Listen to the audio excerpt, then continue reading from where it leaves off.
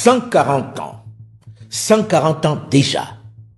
Du 15 novembre 1884 au 26 février 1885, ils se réunissaient entre eux pour se partager l'immense gâteau. Ils se sont donné rendez-vous, loin de chez nous, sans nous, pour se partager nos richesses, pour nous diviser au gré de leurs plans. 14 pays. L'Allemagne, l'Autriche-Hongrie, la Belgique, le Danemark, l'Empire ottoman, l'Espagne, les États-Unis d'Amérique, la France, la Grande-Bretagne, l'Italie, les Pays-Bas, le Portugal, la Russie et Suède-Norvège. Ainsi, pour s'approprier nos terres, nos minerais, nos sols et sous-sols, et nous-mêmes, ils nous divisaient, créant entre nous des frontières qui n'avaient de logique que leurs intérêts propres. C'était la conférence de Berlin qui allait définitivement changer le visage de l'Afrique, qui allait nous balkaniser, nous opposer pour mieux nous exploiter. Nous en avons hérité et avons accepté, malgré nous, l'intangibilité des frontières héritées de ce partage unique. Source évidente de nombreux conflits, de nombreuses divisions, de nombreuses guerres et tragédies. Mais l'heure n'est plus aux pleurnicheries. Le moment n'est plus aux seules dénonciations. Et si nous profitions de ce sinistre anniversaire, de cette année symbolique, pour conjurer le sort? Et si nous profitions de cette date qui, hasard de calendrier, coïncide avec la fin d'une ère dominée par ces grandes puissances pour prendre le large? Et si nous faisions de ce sinistre 140e anniversaire l'année zéro de la reconstruction, de l'unité de notre continent?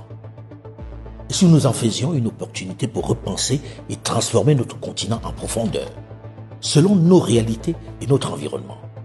Le moment est propice. Souvenez-vous, les moments de grande crise peuvent également représenter des opportunités. Maintenant que le modèle à nous imposé a clairement montré ses limites et que ses initiateurs eux-mêmes sont occupés à essayer de trouver des solutions à leurs contradictions, Mansa se propose d'organiser une grande conférence panafricaine pour travailler tous ensemble à changer la donne en élaborant notre propre modèle.